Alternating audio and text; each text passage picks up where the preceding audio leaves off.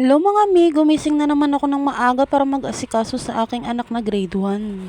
Pagkatapos ko nga magkape, nagplantsa na ako ng kanyang uniform. Inuna ko nga palang plantsahin yung palda niya. Inayos ko lang muna yung mga plates para maganda yung pagkakaplantsa mamaya. Sinigurado ko ngang pantay-pantay talaga yung mga plates niya kasi ang hirap sundan yan sa susunod kapag pangit yung pagkaplantsa niyan at hindi pantay. Nung nasiguro ko na nga mga pantay na ang mga plates niya, sinimulan ko ng plantsahin kasi anong oras na. Feeling ko kasi ang ganda tingnan pag ang ganda ng pagkakaplantsa ng palda niya pag pantay-pantay yung plates. Pagkatapos ko nga plantsahin yung palda niya, sinimulan ko naman yung pang upper part naman, yung uniform niyang puti. Kung nagtataka po kayo kung bakit wala kaming kabayo, opo, wala po talaga. Nasira na po kasi yung kabayo namin, nanggigigil kasi ako kapag ako nagpa-plancha. Feeling ko kasi kapag hindi ko dinainan yung pagpa-plancha, gusot-gusot pa rin siya. Pagkatapos ko nga plantsahin yung uniform niya, akyat na ako sa taas. Kinuha ko na nga yung camera kasi akyat na ako pero nauhaw ako kaya uminom muna ako ng tubig. Pagkatapos ko nga uminom ng tubig, kinuha ko na ulit yung camera, magbibideo ako habang umaakyat sa taas. Akala ko gising na sila mama kaso sarado pa pala yung gate kaya tinawag-tawag ko muna siya. Bumalik pa nga ulit ako sa kwarto kasi nakalimutan ko palang bitbitin yung bag niya. Hinagis na sa akin si mama sa baba yung susi. Hirap na hirap naman ako magbukas ng gate kasi nga ang dami kong dala. Nabuksan ko na nga ang gate. Binalik ko ulit yung susi baka mawala, hanapin na naman sa akin. Nung naibalik ko na nga yung padlock, umakyat na ako sa taas. Pagkaakyat ko nga sa taas, nakita ko si mama nagluluto na ng almusal ni papa pati ng baon ng anak kong panganay. Nilapag ko na nga yung bag niya dyan para puntahan ko siya sa kwarto kasi natutulog pa siya. Bago nga ako makarating ng kwarto, nakita ko naman tong dalawang alaga namin naghaharutan. Itong si Kia, yung aso namin, at itong pusa namin. After ko naman kamustahin yung dalawang alaga namin, pumunta na ako sa kwarto nila. Nakapatay nga pala yung ilaw nila kasi natutulog pa yung kapatid ko at saka si Papa. Kaya binuksan ko na lang. Ginising-gising ko na nga yung anak ko, inalog-alog ko na kasi ang hirap na itong gisingin. Nung dumilat na yung mata niya, napansin ko naman sumunod pala sa akin si Kia, nagpapaharot na naman. Kita niyo naman, ngumingiti-ngiti pa, gusto ng harutan. Hindi siya mapakali, pakamot siya ng pakamot. Pag tinigilan ko, paikot-ikot naman sa akin tapos nangangalabit. Paglingon ko nga, gising na yung panganay ko. Buti naman, ang hirap kayang gisingin. Naku, pumikit na naman siya kaya inalog-alog ko ulit kasi anong oras na. Sabi ko nga dito, isuzoom ko yung camera, makikita yung laway-laway niya, nakakahiya. Kaya bumangon siya.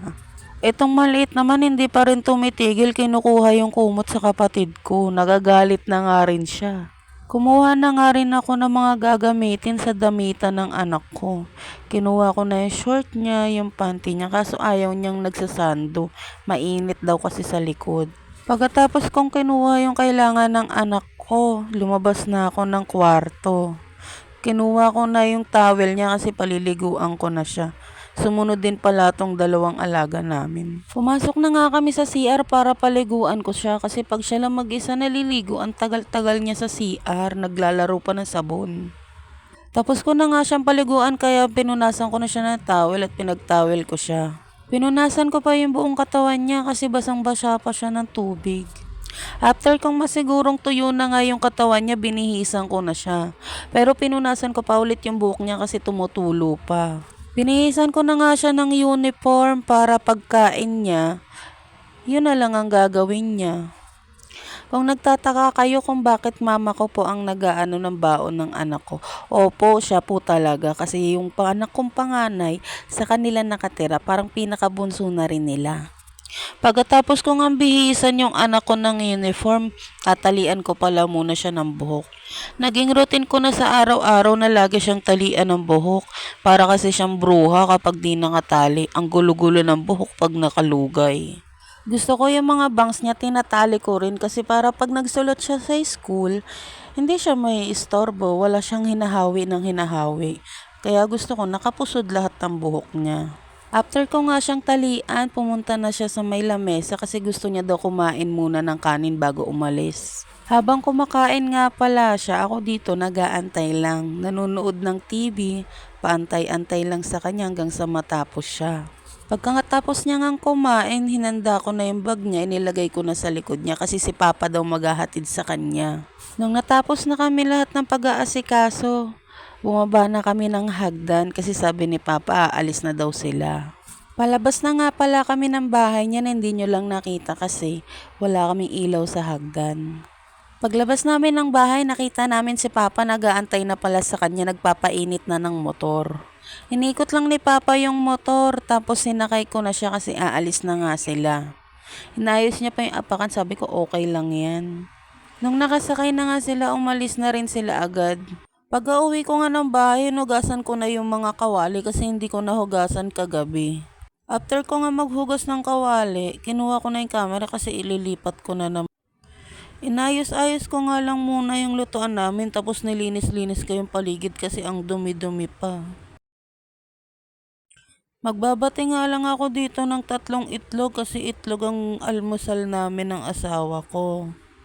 Pagkatapos ko nga ilagay yung 3 itlog, naglagay na ako ng magic, pampalasa. Binati-bati ko nga lang ito hanggang sa matunaw yung magic. Pagkatapos ko ang batihin, isinantabi ko muna, kumuha ako ng sangkalan. Kumuha rin ako ng sibuyas at saka siling green. Ewan ko ba bakit sarap na sarap ako dito pag nilalagay sa itlog. Hiniwa-hiwa ko na yung sibuyas ng maliliit.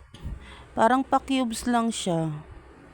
Para madaling kainin. Pagkatapos ko namang hiwain yung sibuyas, kumuha ako ng sili. Hiniwa-hiwa ko rin ng maliliit yung siling green. Itong sili na to, ito yung pangsigang yung siling green. Depende sa inyo kung gusto niya rin ng labuyo, pwede rin naman.